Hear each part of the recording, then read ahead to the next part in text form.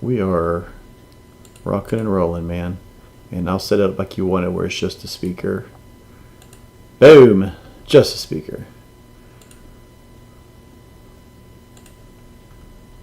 Right. Hello, friends and brothers. Welcome to Masonic Improvement, where all things are our opinion only, not a reflection of the Grand Lodge we are in, or any other Grand Lodge we belong to, or any other brother, or their mothers, or the mother brothers that we know. Our opinions are ours. Thank you very much.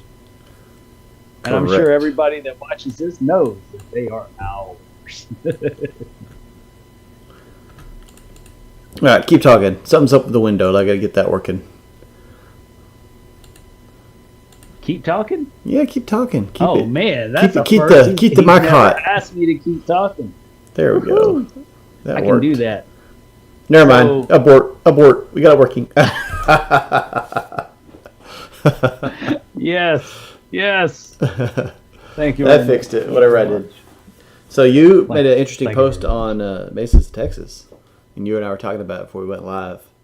I wonder if you'd share what you share with me, like why you posted that, what you were thinking. Why I did it the way I did it? Yeah.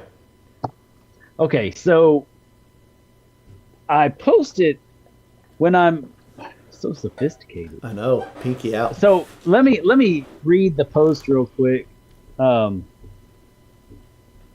that people will understand the reference. And I did it for a very specific reason. It's becoming more evident to me that the servant leader model is selfishly idealistic in the common good. Now, I got a lot of texts and I actually had a brother call and check on me. God love you, Kevin. Thank you for checking on me.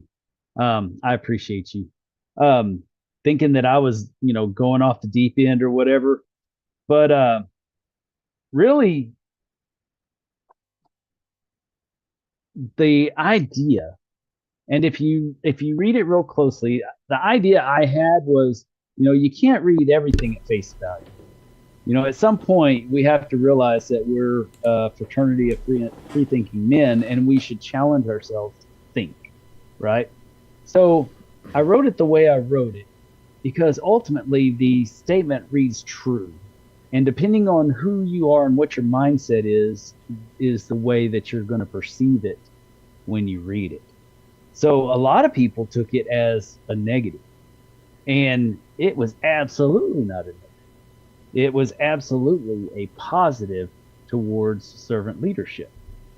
Servant leadership, to be effective long term, you really do have to have a big picture look on what you're leading. You have to care more about the common good than yourself, and you have to do it to a selfish fault. You can't do it today and then not do it tomorrow and wish-wash, any way the tide flows, to appease people. And that's the key. You can't change what you're saying and what you're doing to appease different people. If you're looking out for the common good and you're doing your absolute best due diligence, blah, blah, blah, et cetera, et cetera. Shouldn't have said blah, blah, blah, et cetera, et cetera. If you're doing your absolute best and working towards the common good, you have to kind of have these blinders on that are selfishly focused on that, and not willing to sway with the wind. Like, I think there's a parable about that, about swaying in the wind like something. I don't know how it is, what it is. There's a parable about that somewhere. But that's what I was trying to get at, is that altruism is the goal, right? Ultimately, that's the goal. And you have to be selfish with that. You have to make that decision that you're going to try to do your very best for others and not yourself, because it's hard. There are so many temptations out there in life. And I wouldn't even say temptations, but well, I guess there are temptations in your mind. There's so many things that come across your mind that can cause you to change your thoughts and views on different things depending on the moment, right? And some people, at least. So, seems to me like the servant leader should be selfish to some extent. What do you think? I think often you find that some of the it's a two-sided sword. Some of the best leaders, on the other hand, some of the worst leaders are the people that have tunnel vision, right? They have they are just focused on one thing, and that's they're not going to let anything from the outside sway them from that. On the negative side is people that maybe they're focused on the wrong things, or they're not willing to hear advice or guidance, right? But as a servant leader, that's part of it, right? If you're focused on servant leadership, of course you're going to listen to what people have to say, because you're I mean, if you say I'm a servant leader, but I don't listen to what anybody's saying, Exactly. how are you doing that? Yes. And so Yes. we're talking about having But you a have to singular have focus. the vision. Yes. The vision. You said the key word, which is vision. Mm-hmm. And if you stay with the vision of servant leadership, then you'll be all right. Yeah. If that is your goal from the offset, and you say, I'm going to serve this year, say you're going in the East, this is going to be a year of servant leadership. I am here to serve the lodge. And it's not about my goals. It's about the will and pleasure of the lodge itself, and me supporting them in whatever way I can. Understanding that hopefully by then you do have a lodge vision and a mission statement, and so you're already kind of on the same page. You're not going to just have just these wild ideas and you're trying to support that. But Right. Like we were saying, it's also really easy. You can have these.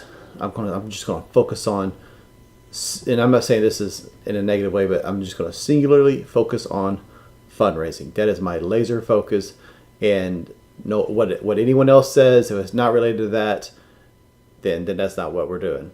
Right? That's not servant leadership. That's totally taking your focus somewhere else and put it in the wrong place. That's exactly right. And that's where a lot of people get caught up with that statement. Mm-hmm. Because they're thinking in those lines as those narrow paths. But ultimately, servant leadership is realizing that there are going to be some fundraisers. There's going to be some fellowship. There's going to be some good ritual. There's going to be some, it takes a well-rounded set of goals and ideals to reach everyone, the mass, the common good. That's the reality. Is that right there? And I got that from Manly P. Hall. I was listening to a lecture. If I said it last week, I'll say it again. If none of you realize it, Manly P. Hall did a lot of lectures, and they're on YouTube. And I strongly recommend that you go and listen to a few of them, because I was listening to it, and that was one of the points that he made, and I didn't want to just go out and plagiarize what he said, right? But that was the takeaway that I got in some of what he was saying, is that, and now, granted, so I'll give this for instance, for the common good that he gave. Back in the day, the scientists were the doctors, right? They were the ones that were being doctors. And ultimately, it was a belief of a certain group that if you're going to be a doctor and you're going to do this for the good and the betterment of man, then along with taking your regular patients or whatever, you should take a certain percentage of people that can't pay and help them as well. Yeah. If you're truly doing it for the betterment of man and not just your own success, then it seems like you would try to help more than just your pocket. Yeah, I agree. that was the idea. You have to be, and you have to be selfish in you have to specifically focus on that kind of a thing to be able to do it. If you don't focus on it, it's easy to get caught up in the other. And what's interesting about staying focused on servant leader, going back to the example of being a worship master, and you have a meeting and someone says, hey, I would really like to do this event. Say it's a fundraiser. And then you have another brother that said, I would really like to see about getting a guest speaker at one of our meetings. It's real easy to feel like, as the worship master, I need to shift my focus towards that because that's what they're saying they want. That's not what servant leadership. That if you do that, you'll get so bogged down by trying to please everybody that you will never accomplish anything. And the proper approach to that is, again, as a servant leader, you should encourage people. If this is what you want to do, that's great. I'm putting you in charge of it, right? If you want to do a fundraiser, fantastic. You're in charge of it. Who do you want on the committee? Report back next meeting what we're doing. Great. You want to have guest speakers? I'm putting you in charge of that. Come up with a list. Send me some dates. That's another great example right there. Yeah, because of being selfish in keeping yourself separate from the everyday aspect, because you'll just bog it down. Absolutely. Yeah, if you do that, you will very quickly this is why you see so many worship masters exhausted at the end of the year, because they feel like they have to do everything. Yes. I have to send something to Cody real quick, so bear with me. I can't multitask very well. Okay. He's having trouble with the link, so I'm going to send him a new copy. Cody, I'm going to send it to you over Facebook because that's the easiest way.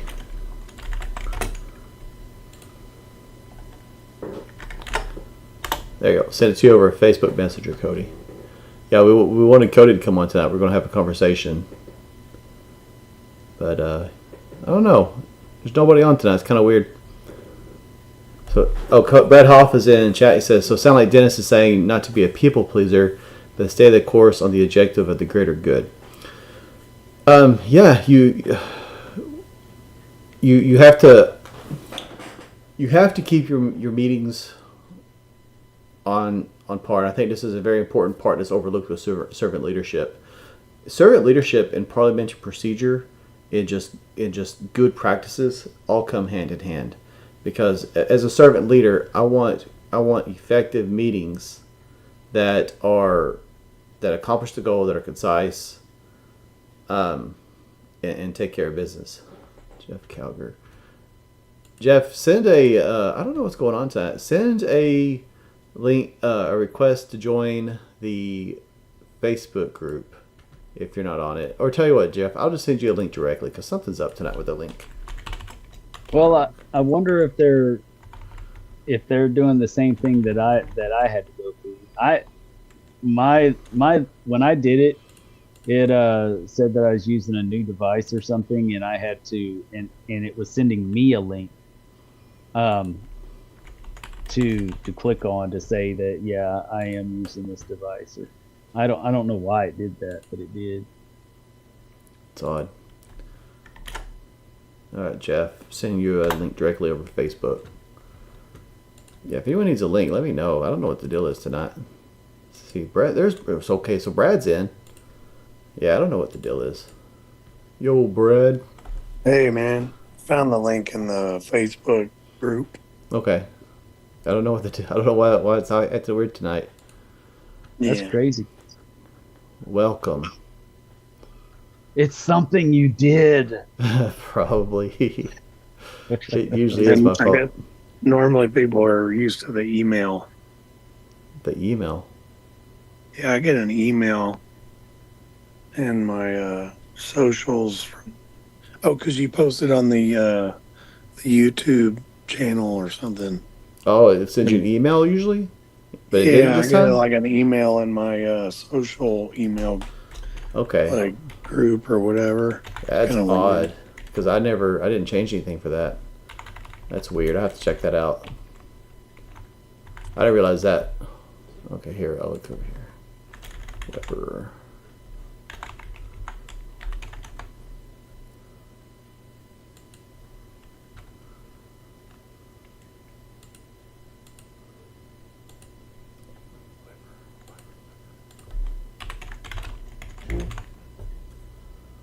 Byron, I'm sending you a link too. And for some reason, we're not Facebook friends already, so shame on me. What's up, Dennis? There we go. Now everybody's What's jumping happening? in. That's weird. I There we went out go. to my deer lease again today and did some dove hunting. Painted my blinds. You know, that's not nice to say. You're banned from the show. Hey, Cody. There's Jeff. Hey guys, give me just a sec. Sure thing.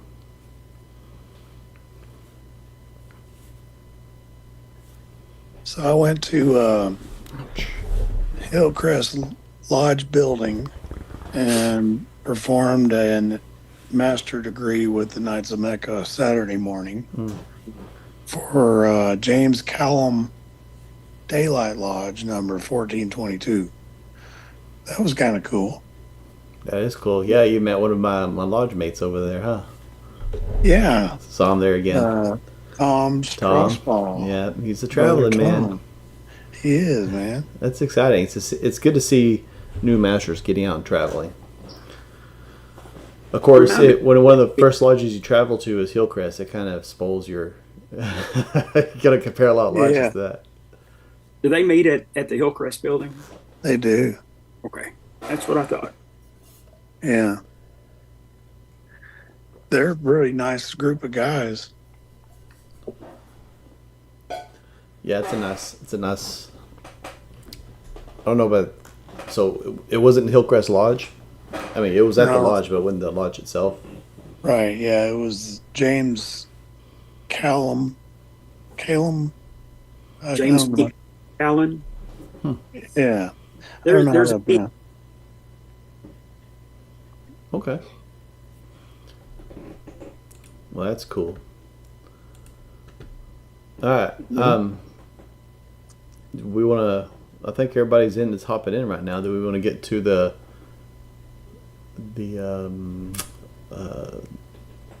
potatoes? I was trying to think of a better term for that because that's what Dennis always says, like meat and potatoes. I was trying to think of a different term. I was like, yeah, I'm stumped. meat and potatoes. I haven't eaten, Brad. So let's not talk about food, okay? Then I won't talk about food. I wanted to say something, but it was bad. Because I have eaten way too much. Yeah, I went to a big buffet and just had so much. I'm like full to bursting. Man, that's wrong, dude. I was trying not to be that. Me too. I was like, it's hard to not talk about food when I'm just so full. But I'll be careful. And y'all give me a few minutes, then I got to jump on DoorDash real quick. I don't blame you. You ought to. You ought to just forget about Justin. Had some buttered biscuits. Quit. I'd rather cut the ends off a big old piece of ham to put. Yeah. Because the pan is, Yeah, you gotta make it fit. It's a biscuit, and so you do what you have to. Yeah. Nice. So I was thinking about what you. I didn't reply on your post or anything, Dennis, but I was just thinking about what you were kind of referring to. What it sounded like to me is like, you have a plan as a worshipful master, and you stick to that plan. And then you get brothers that want you to do different things or not do what you're doing. And I feel like in my case, I've got several people that don't want me to do what I'm doing. But I'm going to stay the course. I'm going to continue doing it because I know it's good. It's what's needed, in a way. God bless you, Brad. You took the right thing from that post. You got it, and not everybody did. I told you, Justin. It's the eyes of the beholder. It's the mindset of the person that looks at it. Yeah, that's true. You're right. I don't say Perfect that very often. No, it's easy. Like we said, it's if you don't see the course and focus on that goal, you'll just get pulled left and right and wherever. You're always gonna have naysayers, no matter what you do. No matter what you do, and if you try to appease everybody, then you'll end up just doing nothing. So yeah, hats off to you for that. All right, so here are the ground rules for tonight, guys. We have this set up to where only the speaker is going to have their picture shown. And for tonight, we're going to do this talk with Right Worshipful Sir on parliamentary procedures. And at the end, we will get input from you guys. But during the actual conversation, then it's just going to be us three, because we're going to record it like a actual show, like a pre-recorded deal, if that's okay. If y'all are good with that. Wait a minute. So does that mean that I'm not going to see y'all's pretty faces while I'm yapping? Oh, you'll see Dennis for sure. You should see our face unless you have that chosen on your thing, but you should see us. But what should happen is when you start speaking, then that's all that's going to show on the actual show when people are watching, so that they don't see us just sitting there looking and see all of the rest of the, see everybody just picking their nose and doing all that kind of stuff. All right. Well, I don't want to feel like I'm just talking to myself. I want to see the looks of confusion on your faces as I go through this. And one thing I would like to request in this shouldn't be a lecture style thing. So I would honestly appreciate it as we tumble down this tunnel of parliamentary procedure, that if there's a point that you guys want to make, please jump in. I don't like the idea of something like this not being interactive. I want you guys to have your input on it, ask questions. There will be some things in this that are going to be because the pan was this wide. Okay, that's I'll have to say right up front that I'm not the world's foremost expert on our parliamentary procedure, but I have a decent grasp on most of it. Nice. Well, I'll go ahead and hit record, and we'll just jump into it then, because I'm excited. This is going to be good. Are you really? How can you be excited about parliamentary procedure, you nerd? We talk about it all the time on the show. In progress. Because so many lodges don't follow it, and because of that, it's just anarchy for an hour and a half. And so I would like to hear your thoughts on it. That way, if you want to argue, why did you start recording right then?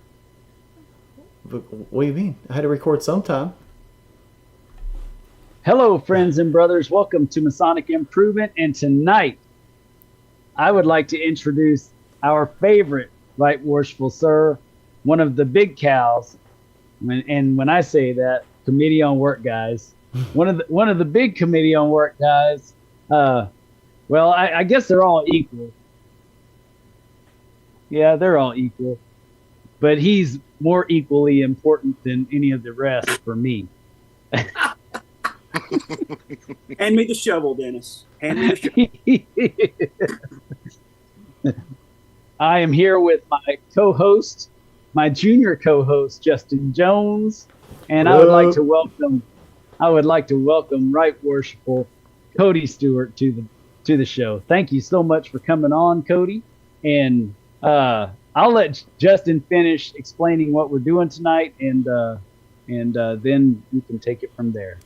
Man, I've never been on this part of the introduction. I'm kind of taken aback here. So this evening we are in we're in the midst of a live stream, but we also are recording this. We have the one and only illustrious Right Worshipful Cody Stewart, and we are going to dive into parliamentary procedure and how it applies to our Masonic meetings and everything in between. So thanks for coming, Cody. My pleasure. Thank y'all for having me on this. This can be looked at as can be seen as a pretty dry subject, but it's so important, so integral to everything that we do within a lodge meeting, that it's important that we have at least a basic understanding of what it is, why we need it, how to do it, and if we need a refresher on it, where to find the material to give us that brush up. So let's start at the end of that. Where do we find this? I don't think this has been in any of our previous monitors, but in the 2023 edition, that is included. In my monitor, it starts on page 86, and it's 5 or 6 pages long or so. A lot of the stuff that I'm going to be going over is taken directly from that monitor. Unfortunately, we, as a whole, our Grand Lodge suffers from cellophane disease. We'll get our monitor in and we never take the cellophane off of it. Same thing with the law book. There you go, Dennis. That's it. I'm just showing them all. This is the newest version, the hardbound copy. Let's do the Vanna White thing. The hardbound copy. Nice. I have one of those too. It's for old eyes. Yeah, it's up on a shelf somewhere. And speaking of old eyes, you won't see me wearing reading glasses in public. Or for very long on here. They're uncomfortable. So why do we need it? What's it for? Well, essentially, it directs the business of our lodge meetings. It tells us how to do what we do when we're conducting lodge business. And I'm going to start off with one thing that I think we've all been guilty of, and this is a question. I think we've all been guilty of this, including myself. But when we stand to address some matter of business, we stand up and we get recognition from the master. What do we typically say first? This is the interactive part. This is part. Do you want me to say what we hear typically, or what we say typically? Because if it's two answers, I want both. What I hear typically is the cultural view, which is worshipful master, right worshipful sirs, wardens, and brethren. Mm-hmm.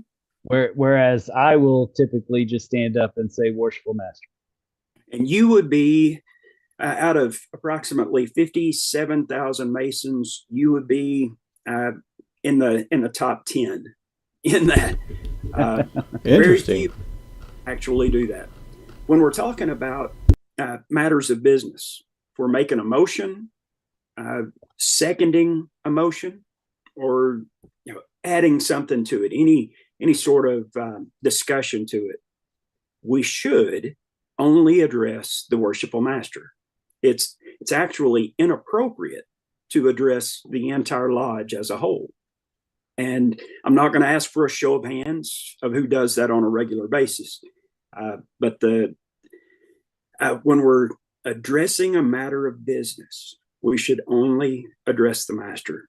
Now, if we're talking about something that's not business related, if we're thanking the lodge for help with something, or whatever the case might be, if it's not an order of business, then we can address worshipful master, wardens, and brethren, and whatever else is appropriate, right? But when we're doing business, and I have to stress this, it's only appropriate to address the worshipful master in that. Well, let me ask you this, and I know this is going to be kind of controversial because it's kind of a mixture of the two. But after a ritual, I've personally seen where different members would introduce themselves, and each one would say worshipful master, right worshipful sir, wardens, and brethren. And man, 30 minutes later, you're thinking, well, if all of you didn't say that, then we would have been done in 2 minutes. Mm-hmm. But thanks to everyone saying that, it took 30 minutes to get through this process. And I just have to hear your viewpoint. And I don't want to hurt anybody's feelings with that question. It's an honest question and something that I would like to be aware of when I'm speaking in those kind of terms. Not that I would be on a big degree team or anything, but if I were, I would definitely want to know what. If if the worshipful master has has given us instructions to go around the room, starting on his right, introducing ourselves, he has given each individual the floor in turn, right? So to me, that would, and this is Cody's opinion, this isn't a matter of law or set forth in the monitor, but in Cody's opinion, it would be appropriate to stand.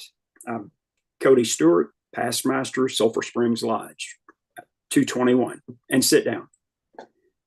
That's getting right to the meat of what he's asking us to do. If it's a simple introduction, so even address him. That's kind of what. That's kind of what I was thinking, because he just gave you an order or requested a response, not necessarily asking you to acknowledge him back when he's that was my mindset. And I'm glad you said that. I agree 100%. So a lot of folks don't know that we actually have our own parliamentary procedure. A lot of us are used to, at least to some degree, are accustomed to Robert's Rules of Order. And a lot of organizations use that, and it works really well for them. But there are some things about Robert's that keeps it from being very usable in what we do. A lot of that is because of the power, the authority that the worshipful master holds in the lodge. So a lot of that has to be thrown out the window.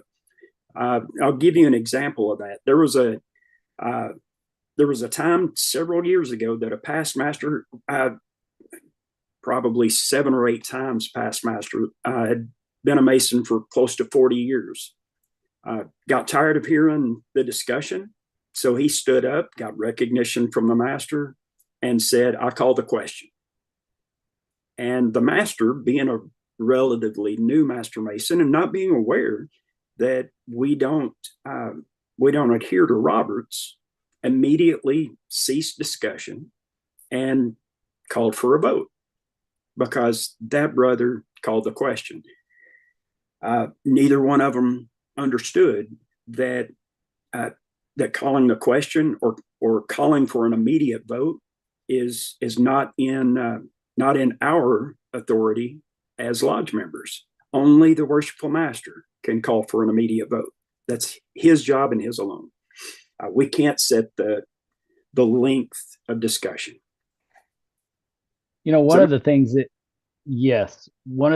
I took note of when you were saying that, the worshipful master has ultimate authority of the lodge during the meeting, the key words being during the meeting, because really it's the members' lodge, right?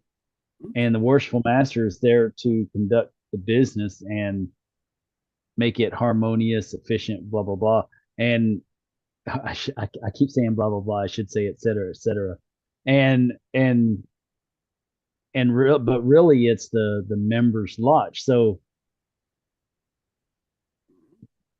having total authority doesn't necessarily roll into after lodge is closed in some instances, most instances. He is always the master of that lodge. He's always the master. And something to keep in mind too, when you're thinking about that, is that unless your name is Brad Hoff, you're probably not going to be master multiple years in a row, right? Most of us take the East for 1 year, and then we're either on to another office. In my lodges, the next stop is usually ask Tyler. And I don't know if that's to hopefully get him outside the door so that that immediate past master is not trying to run the show. Well, listen to how we did it my year. But since most Tylers come inside the lodge room anyway, I think I think that plan would be foiled. So you mentioned how much authority, how much power the worshipful master has, and you're absolutely right in that. He has a ton of authority. It's almost limitless. He answers only to the Grand Master, or he is responsible to the Grand Master and to the Grand Lodge of Texas. The lodge by itself does not have the authority to overturn any of the master's decisions or to remove him from office. Okay. Only the Grand Master and the Grand West have that authority. That's something important to keep in mind too. It's especially important if you are the sitting worshipful master.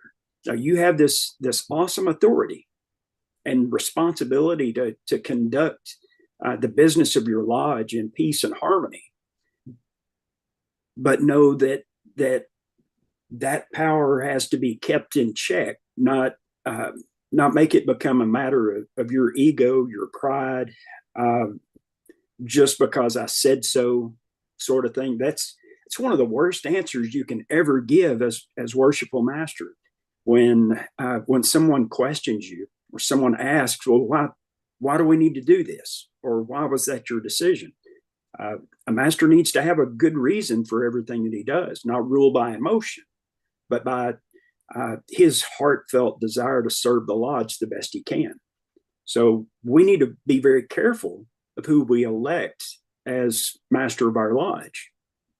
A lot of us have progressive lines. That's not necessarily a bad thing by itself. But we have to be, if we have a progressive line, we have to be aware of who we're putting in that first office in that progression.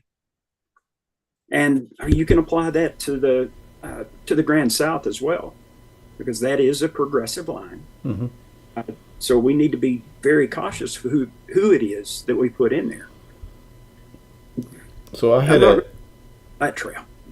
I had a question. We're probably backpedaling Sure. a little bit, but I had to fix some technical issues and I got sidelined.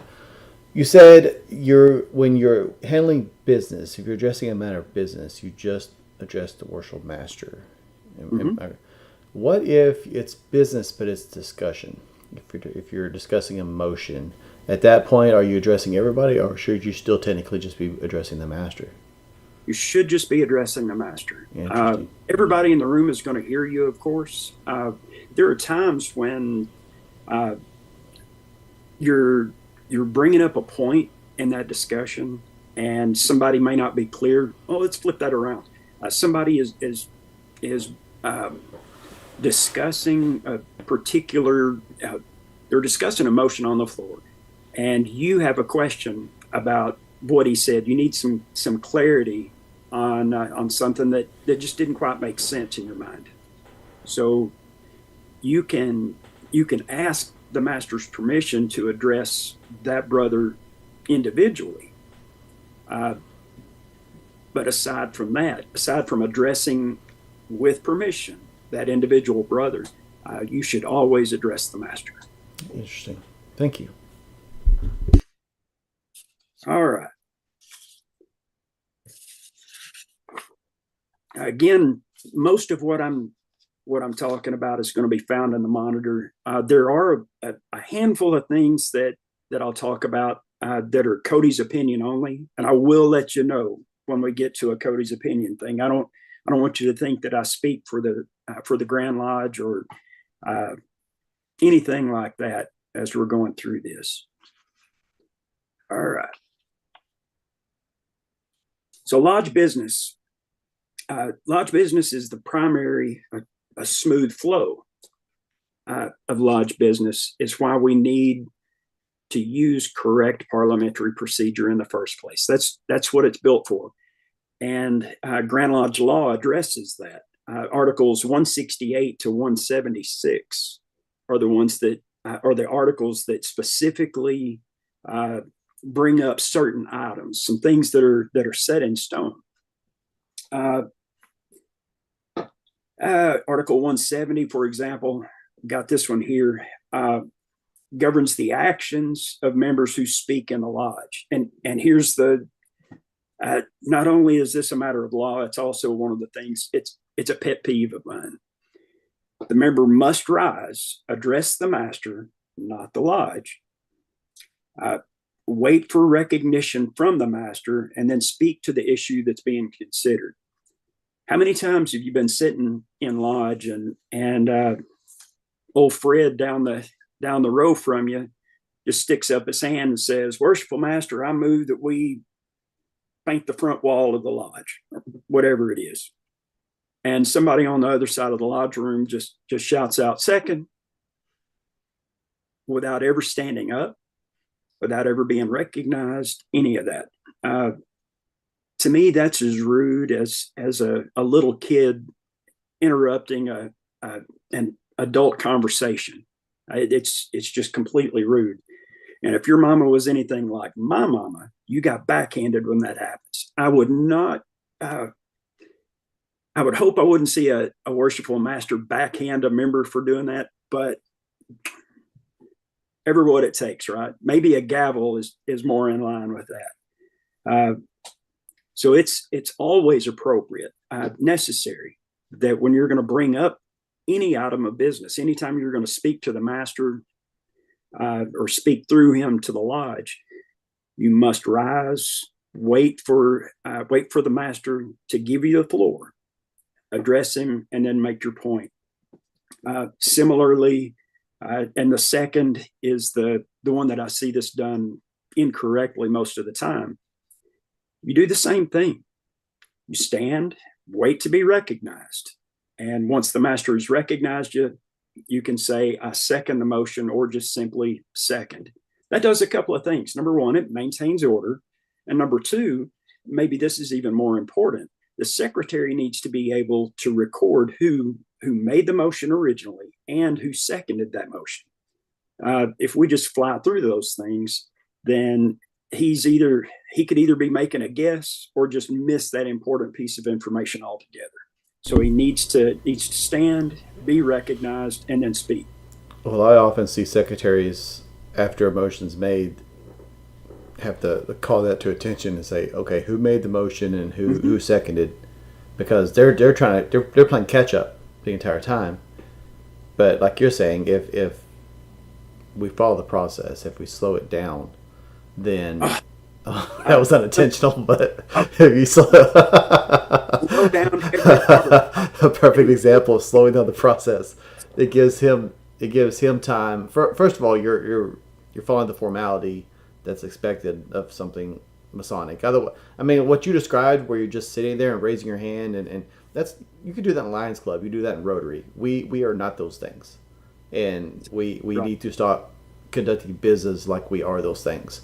But also, it gives the secretary time to be sure. Okay, brother such and such made the motion. Okay, brother such and such made the second, and then he doesn't have to stop the process later to get that information. He's got it. He's ready to go. You're exactly right. If I have to do that, I'm calling that person in. I do. I just say, since you didn't stand up like you're supposed to, I didn't see who it was. Even if I know who it was, I'm going to say that, because they have to understand that there's a reason we have these procedures in place, and it's for efficient lodge meetings. It's not for instant gratification on recognition of making a mistake. Yep, you're absolutely right.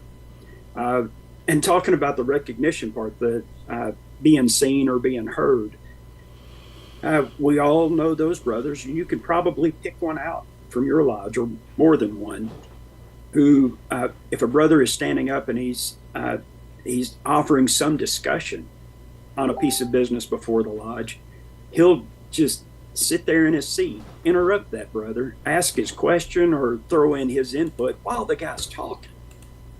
And that's always inappropriate to do. Number one, it's just rude. We're supposed to be a society of gentlemen, and that sort of rudeness just doesn't fit here. So the only time that an interruption, a soft interruption maybe, is if another brother stands and needs to ask something, from the middle of this guy's discussion, right? That brother can yield his time on the floor. He can yield the floor to that brother who is asking the question. That can be done. But aside from that, then it's wrong. You'll hear me say the word inappropriate a lot. I say it at our forums a lot. Mm-hmm. There are lots of things that we do that are just plain inappropriate. And it's things that we can get out of the habit of doing. Can and should. I typically, even as secretary, I will stand up. Always. I'll stand up and wait until the worshipful master recognizes me, and then I'll speak. But even if I have something to say after someone else, you can kind of tell when they're winding up their point, right? So I typically wait until that moment where I say, okay, the point is made, they're winding down. Then I stand up just so that they know that, so the worshipful master knows that I'm interested in saying something as well in regards to the same topic. I don't do it to try to interrupt. I just do it as in waiting my turn. But I also will wait until that brother sits down before I speak, because having that back and forth between this seat and this seat and this seat in the lodge is just terrible. That's just as bad as standing up or not standing up and giving a second. Having this great debate going back and forth is just ridiculous. It is, and that's part of the master's responsibility to nip that in the bud right now. That's why he has a gavel. I've seen a couple of masters in the 30 whatever years I've been in Masonry, a couple of masters who use the gavel a little too much. It's pretty rare, thankfully. But the flip side to that is he has that gavel for a reason. And that's the time when he needs to use it. If we have some discussion that starts getting personal, and personal remarks or sharing personal opinions, personal being directed at someone, not that this is my opinion, right? So if we start getting personal in any of our remarks, then the master needs to, he must use that gavel. One of his purposes, one of the reasons he's there is for the business meeting side of it, is to keep us on track and let peace and harmony prevail. So if a brother gets out of line and for whatever reason has to be, I hate to use the word reprimanded, but it fits. If a brother has to be reprimanded twice, then the master can remove him. He may remove him from the lodge room. He can ask him to leave. So personalities, and this is another way to get myself in hot water. Personality conflicts have no place within the walls of our lodge rooms ever. If I don't like you, then that absolutely cannot, it can never, or if I have something against you, whatever the case is, that can never be shown. Above all, we're brothers. We need to act like it, even if we have a personality conflict or whatever. That cannot come out during a meeting. Wildly inappropriate. What is that word? You mentioned if a brother needs to be reprimanded more than twice. Mm-hmm. To clarify, so we're not talking about the second time he needs to be reprimanded. We're talking about if he's already been reprimanded twice, the third time, at that point, the worship master may So he does the same thing a third time, and the worshipful master may at that point ask him to leave. Is that what you're saying? At the second time, he can. Oh, at the second time. Okay. You get one chance to make the mistake. The second mistake, you got to go. Or the master can say, he may say, you got to go. He can order him to leave the lodge room. That I've never seen happen. I've seen a time or two when it probably should have happened, but I've never seen a master use that part of his authority. Let's see, what was next? So here's an interesting note, and I'm going to read this directly from the monitor. The worshipful master must never permit any brother to disrupt the peace and harmony of the lodge. That's, again, one of the master's biggest responsibility is to make sure that everything that we're doing is, all of our business is conducted in peace and harmony. Let's see. There's one other thing that I want to jump on right now.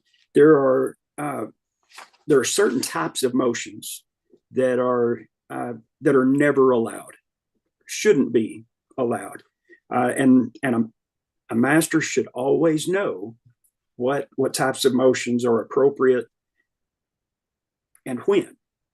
When can we do this? So I'm going to give you a few of them straight out of the monitor again. When a resolution or proposition is ready for consideration, only the following motions are acceptable: to postpone temporarily, postpone definitely, refer to a committee, amend, or adopt. And that 5-type list is actually the order of rank. So that first one, to postpone indefinitely, or old eyes, postpone temporarily, that is the top ranking motion, and the motion to adopt is actually the last ranking. So if we have things on the floor, that's the order that we can move. The motion to postpone temporarily is also known as the motion to table something. That same master did the. I'm not gonna harp on this guy. We'll leave him alone. But the master is not obligated to entertain that motion. In fact, the worshipful master has a lot of authority with this as well. He is not obligated to accept any motions. Again, when we stand, get the floor, we get recognition from the master, we address him. He is the one who gets to answer that. He can choose at that point to either accept or decline acceptance of any motion that he sees fit. It's an awesome power, and one that I could see certain types of personalities abusing. Thankfully, it's one that I've never seen to be done in a lot of legislative bodies, especially those that follow Robert's rules. It's known as the motion to table, and it's often used to kill whatever item of business is being brought before the lodge or before that body. He's definitely not obligated to accept that one. Let's see. Can I ask you a hypothetical question? Sure. Hypothetical as in I've actually seen it, but I'm not going to name any. You can always say in a lodge I visited one time. In a lodge I visited one time. Yes, we'll go with that. There was a motion for a bylaws change, and it followed the process, and it was voted on and passed. And then the following meeting, a brother who had not been at any of the meetings prior made the motion to postpone. How do I word this? To basically postpone the results of the vote until like 9 months down the road. It was basically it was a dues change, and 9 months down the road would have been a different worship master and things like that. A redaction.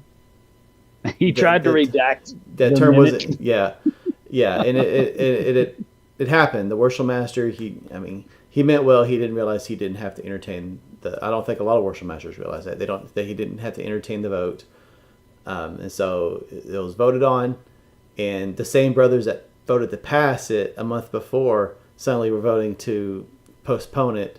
So my question is, is that improper, or is that what are your thoughts on that?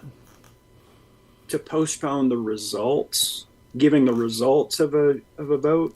Am I understanding that right? Yeah, that wasn't the term used, but it was basically, let's not raise the dues until 9 months, and we'll revisit it, even though they'd already voted to do it. If they voted to do it, they can. If the motion to adopt the dues change has already happened, my thinking on this, and I could be wrong. My way of thinking on this is that it could be brought up for reconsideration, which can be done either at that meeting or the subsequent meeting. And that may have been the term used. I'm sorry? That may have been the term used for reconsideration. There are some rules surrounding that process as well. But if that's what they wanted to do, then they could reconsider it and then defeat it. Come back 9 months later, whenever they wanted to actually put this into place, and bring it up again and do it. Gotcha. At whatever point in time they wanted to. Understood. Again, that may not be the correct way to do it, and there's probably a better way, but that's one way. Yeah, I'd never seen it before, so I was curious what your thoughts. And it's been a while, but the brother who hadn't been there in a while, he didn't hear any of the discussion, and he heard that we had $3,000 or so in the bank account, or they did. Not that I was part of that lodge. They had $3,000 in the bank account. So the question was, why are we raising dues when we have so much money? So, sorry. I'd like to have $3,000 in the bank right now. Yeah. Anyway, I apologize if I digress too much. I was curious though. Good, you're good. So let's talk about some motions, some types of motions that are not acceptable. They should never be entertained in lodge, and that's motions to adjourn, go to recess, which in ours would be only if you're in a master's lodge, calling from labor to refreshment, calling the question, to vote immediately, and I talked about that one a few minutes ago, to limit a debate to either a certain number of speakers or a certain time frame, and then to postpone indefinitely, which, as I mentioned earlier, is basically a tool that some legislative bodies like Congress would use to effectively kill a motion.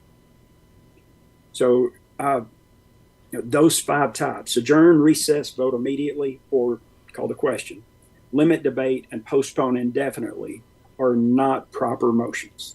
They should never be done. I would like to add one more, and not to. It's because I found it out. A brother called me a while back, not too long ago, actually, a couple of weeks ago, and said that he was told that he made an incorrect motion, that he could not make a motion a negative motion. And I read it and I thought, oh, that's right. You can't make a negative motion. You can't make a motion that would leave confusion in if it was if a yes was a no and a no was a yes, or what have you. You want to explain that a little bit? I know you know it. Yeah.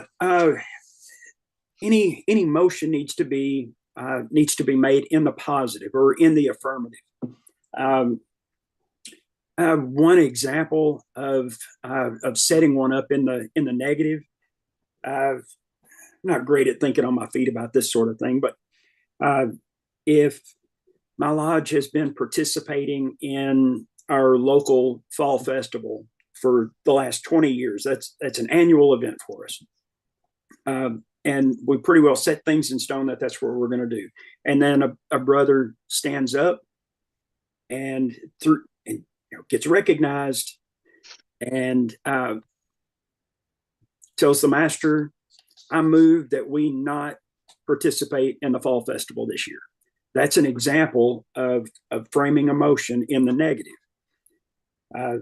To say, I move that we do not do this. Yeah, because if you say yes, it means no, and right. That's what you're trying not to. So how would you word that then? I move that we.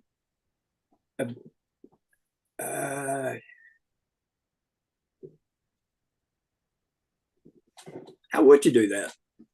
Would it be like, I move we discontinue? What? We set this one out, something along those lines where it's clear that voting yes means that yes, we're going to take that action of sitting this one out or whatever that action needs to be. Well, what they would have to do is say somebody would have to make a motion to, I guess in that scenario, you would be assuming that a motion had already been voted on. So then you would need to do a reconsider. Because if it wasn't brought up at all, then somebody else would have to make a motion to do the thing, and then you would have to vote no to squash it. And you could always say that in the discussion that, we ought to squash this thing this year. And so then when the vote comes up, everybody just votes no. And well, we can bring that a little bit closer to home too. If it's your lodge's way of doing things to have a motion to pay bills every month. And some lodges do that. Well, make that motion and pay their bills, I guess. You stand and say, I move that we not pay our bill this month. We don't have enough money. That's framing it in the negative. A positive way to put that, I move that we wait until next month to pay our bills. Yes. There you go. And that would be it.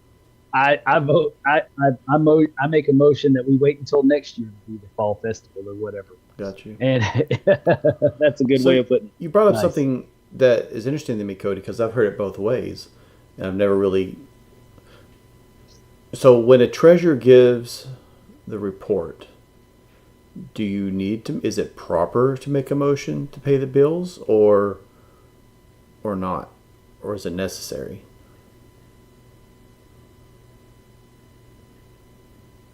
I'm going to preface this by saying I don't have a definitive answer for you. I don't know that there's. I believe you can. We did a blanket. I'll help out with what we did. At the beginning of the year, we did a blanket motion that all regular bills would be paid without further motion, and that way throughout the year, I just pay all the bills that need to be paid. Now, if there's something special that we wouldn't normally we're talking light bill, lawn maintenance, all that kind of stuff. Something special, if we need an air conditioner, that goes to the lodge. Mm-hmm. But if it's regular, month to month bills, then they just get paid. How long would a motion like that stand for? Like a year? Like a Masonic year? We did it for the year, yeah. Okay. We said for the year. But there's a lot of lodges that want to pay it monthly. But all the lodges that I belong to have always done it. I make a motion, we pay the regular bills for the year. I was just curious because, first of all, like I said, I heard it both ways. But for some lodges, depending on when they meet, the bills have already been paid. They had to pay them. And so it's like we're making a motion to pay the bill. Well, thank God we passed it because I sent the check in 2 weeks ago. right? So it's kind of like I was, since you brought it up, I was curious about the proper process for that. But I do like Dennis's idea because I feel like that's part of the treasurer's duties. Secretary and treasurers have specific duties that I think that's part of them having a job. Why would you have to vote on that? And you're exactly right. That was pretty close to what I was trying to pull. But your exact answer, Dennis, that was perfect. That was better than what I was going to say. Perfect. See that, Justin? See that, Justin? Perfect. Wow. Improper. You're improper. Improper. Inappropriate. Inappropriate. It's usually Bad form, sir. So what, Okay. what all this boils down to, every bit of it, is that a worshipful master needs to be familiar enough with our parliamentary procedure, with what's specific to us as Texas Masons, and with the laws governing our procedures, to be able to run an effective, smooth operation with his lodge. Mm-hmm. It's that simple.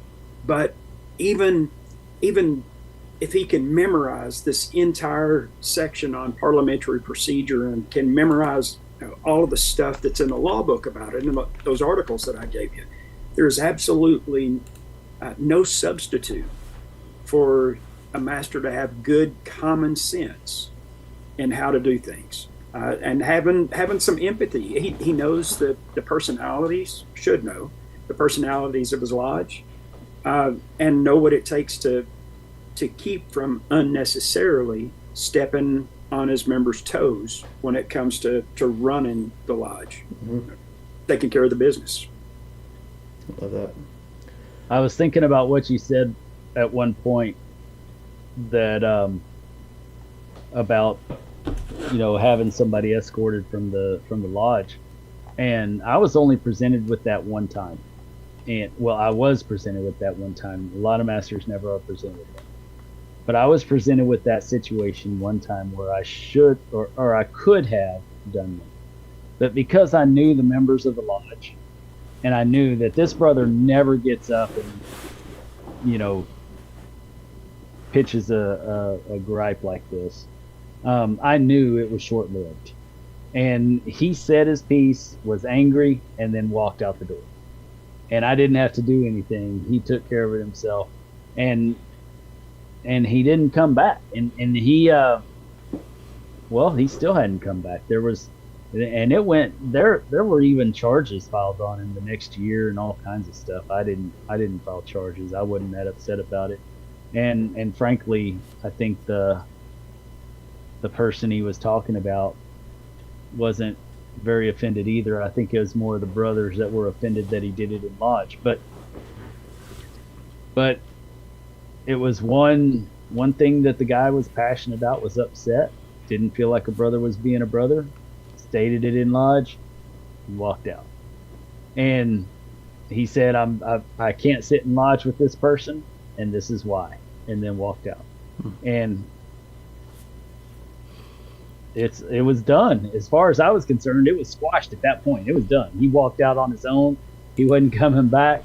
So, that's his deal. But that was the only point that I could have ever gavelled somebody down in. I didn't. I'm weak. Hopefully I'm strong. You smell strong. I believe that all the way from there. Wow, Zoom's come a long way, man. I know. It's a scratch and sniff, Justin. I believe that everything we talked about this evening, and I'm sure I don't know if Cody has more, but I just want to say that now that the comment was made about the cellophane syndrome or what the terminology was, where they'll get the book but they'll never open it.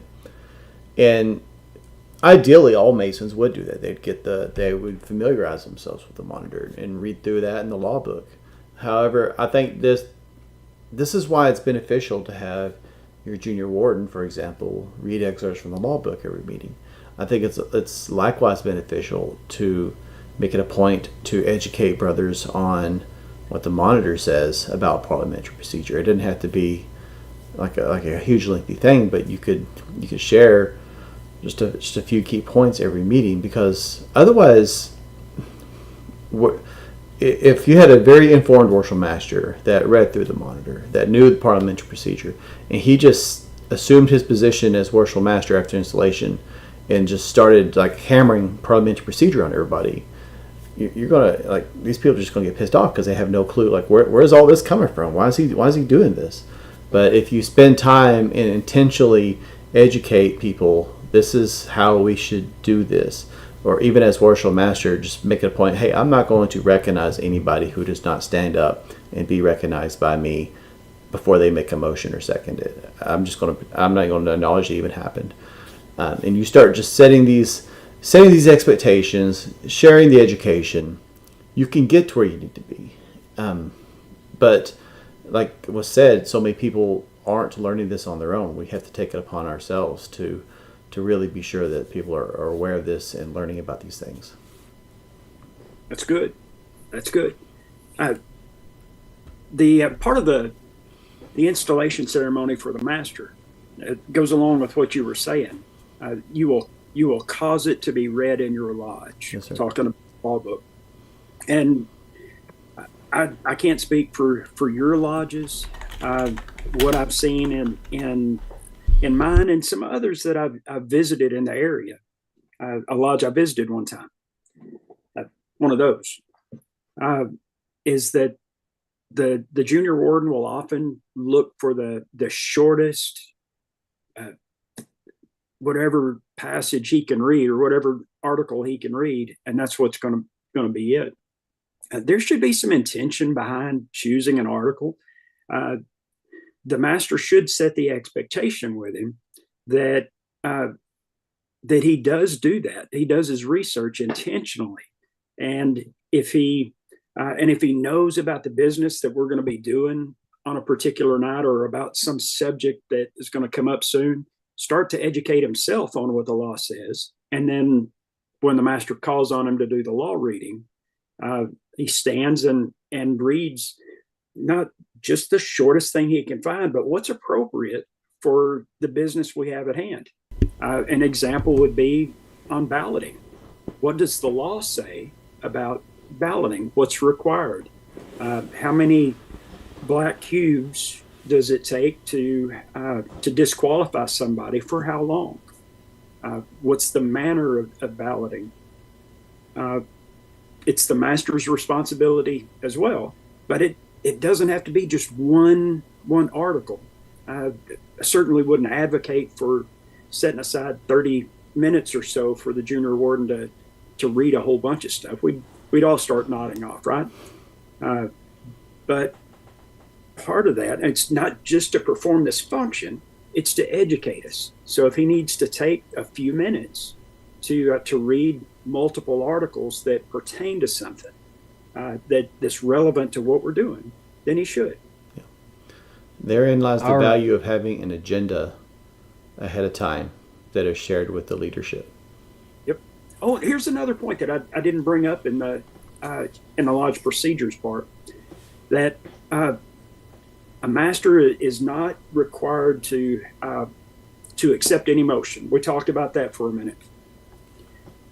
It's always appropriate. It's always best if the motion is given in writing to the secretary and to the principal officers of the lodge, so that they can ahead of time, and not right before the meeting starts, but give it to them, let them digest it.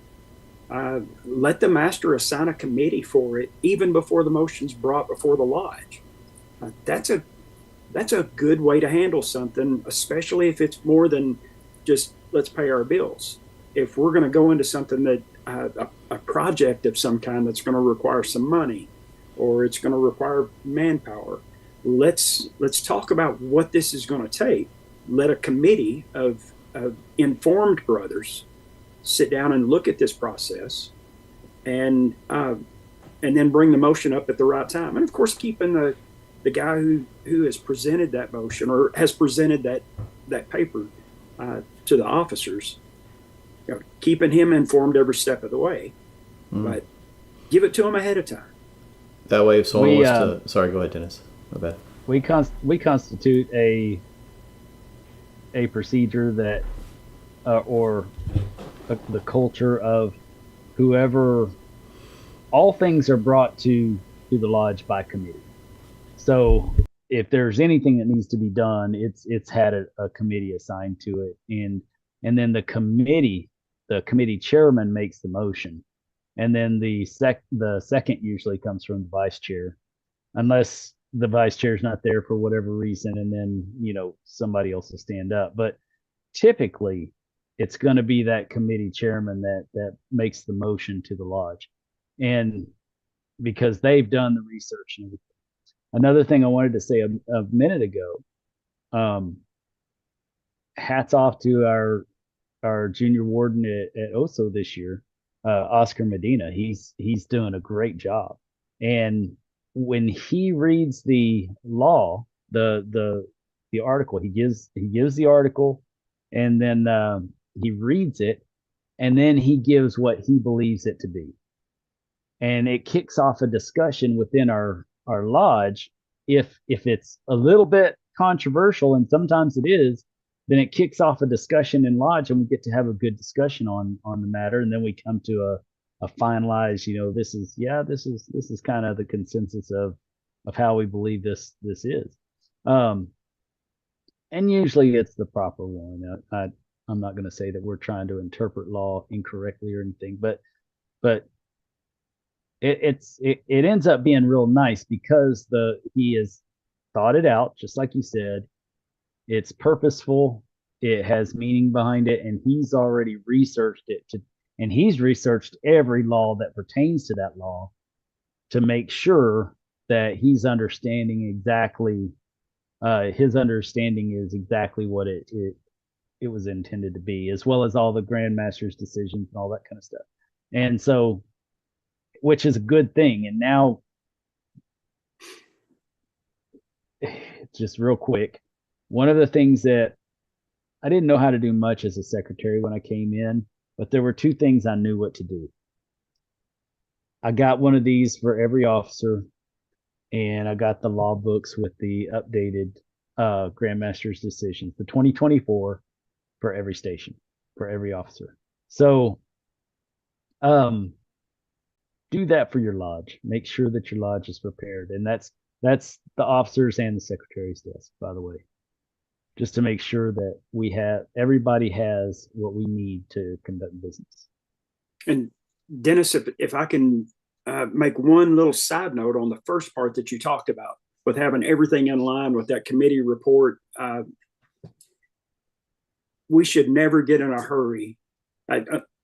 We should almost never get in a hurry to pass any motion.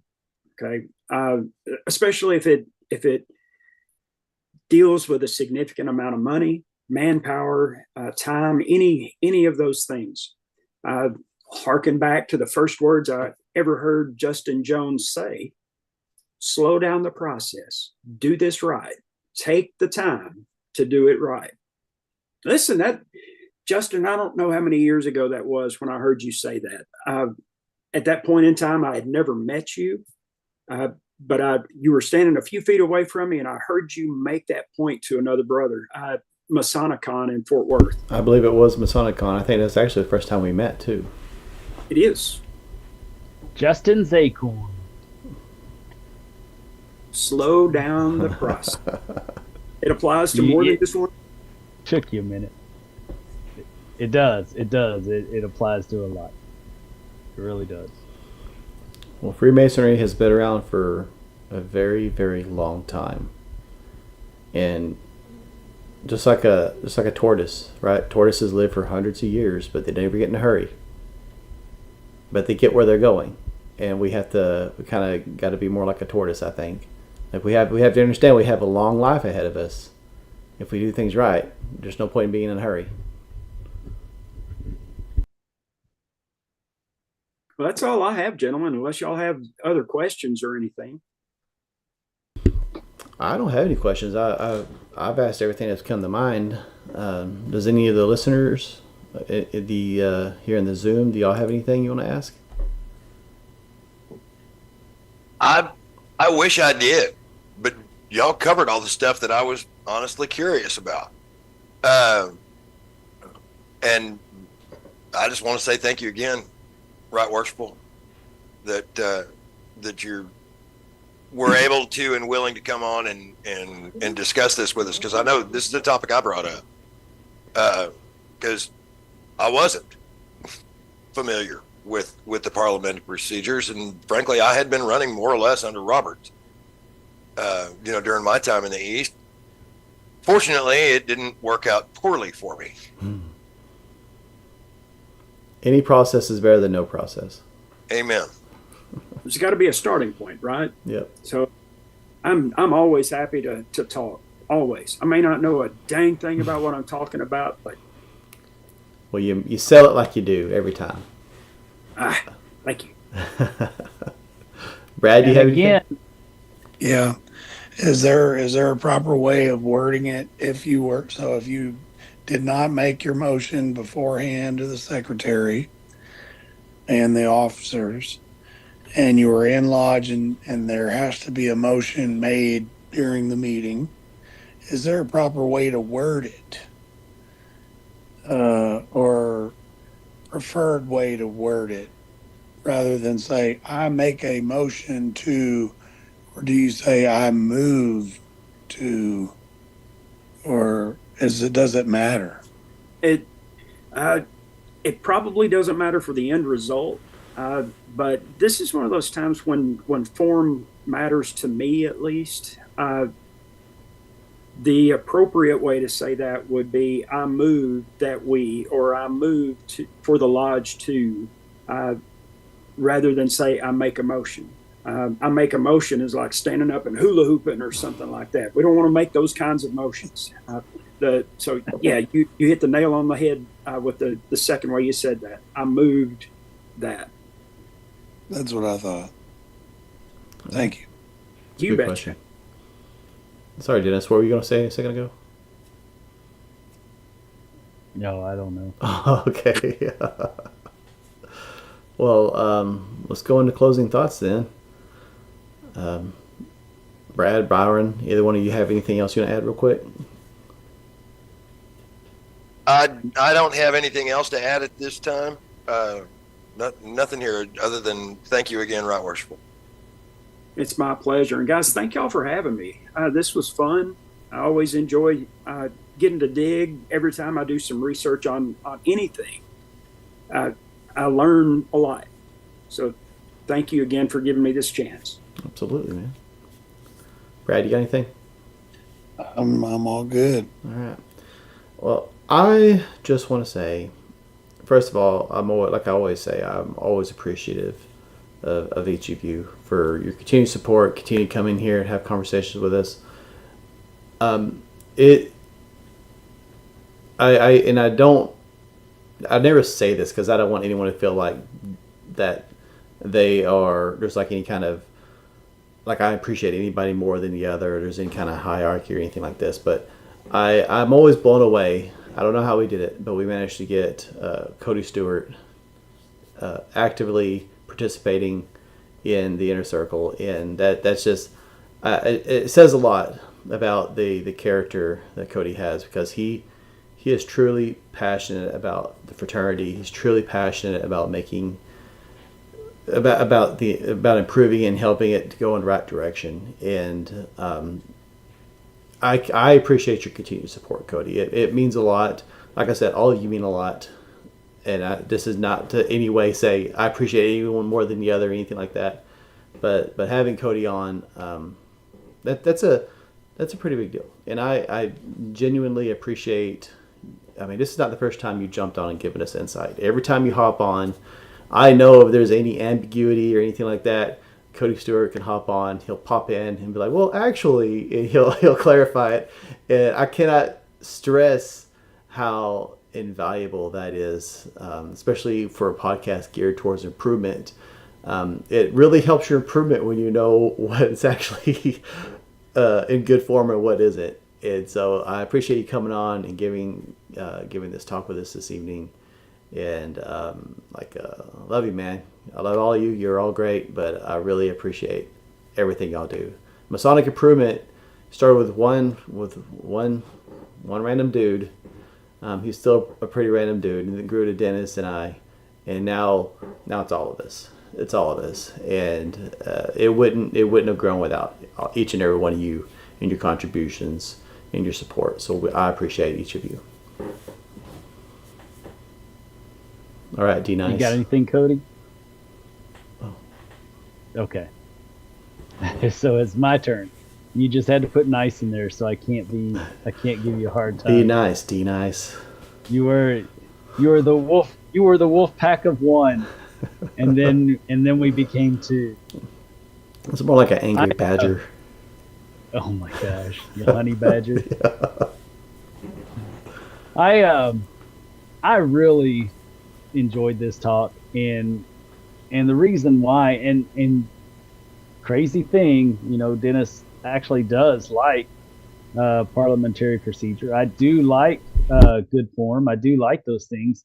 I challenge things a lot, but I always try to do that within the bounds, and I do that just to keep everybody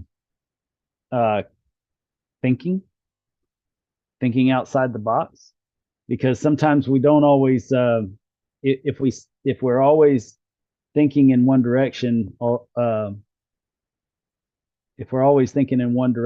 sometimes we miss the good stuff.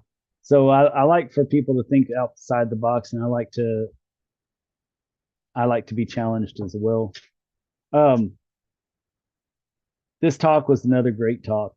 It's a great example of who we are as men and Masons, that we actually have our own parliamentary procedure, that we thought it important enough to uphold the traditions of our fraternity by creating our own parliamentary procedures and not adopting something like Robert's rules. So whereas motions can be squashed and things can get gridlocked and things like that, like what happens in Senate and in Congress.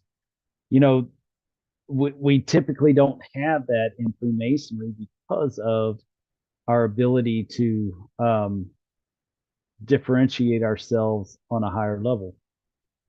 That being said, thank y'all so much. And we haven't mentioned it in a while, but we are going to have an inner circle dinner at Grand Lodge this year, and that will be on the Thursday night, and it will be at 6 p.m.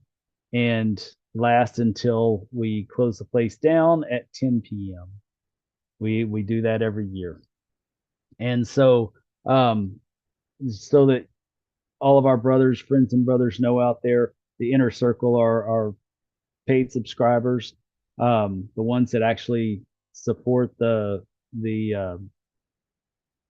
broadcast, because it does cost us a little bit of money to do this every year, to have the high definition and to have the unlimited screen time and whatnot. It costs us a little bit of money. It costs for our equipment and bandwidth and whatnot. So, thank you. Y'all help us do this. Without y'all, it would be a lot harder for us to keep this going. And I'm grateful for that. So it's my privilege to be able to offer an experience that's a little bit better than just chili dogs at Wiener Schnitzel. So hopefully we get to have a good time, good discussion, and good libations on the Thursday night if you partake. Not everybody partakes, and that's okay. Also, and I just had a brain fart, so never mind. We have, also, this coming week on Wednesday, we're going to have the infamous Zach Haston, as well as our friend and brother Robert Park on our show as an interview, and we are going to be discussing the same things that were discussed at the internal and external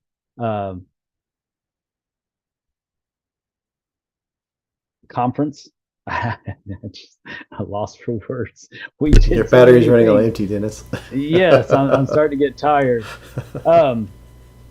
It's the same discussion, except we're going to have the source and the presenter together, and that's going to be a great talk. And it's going to accentuate how the internal can affect the external, and the external can affect the internal. Mm-hmm. It's cyclical in nature, and we have to remember that. So we're going to have that discussion coming up on Wednesday, and so after that, we should be able to. Knowing both of those guys, they're pretty good at speaking properly and not messing things up. So unless I mess something up, then it'll probably go out on the weekend, next weekend. It'll go out quick. So that everybody will get to see it. Other than that, like Justin said, I'm grateful for all y'all. I'm grateful to the listeners. And the viewers. I'm just grateful for this experience that I get to have in my Masonry. So we love you, brothers. Thank you, and keep it between the points. Thank y'all for coming on.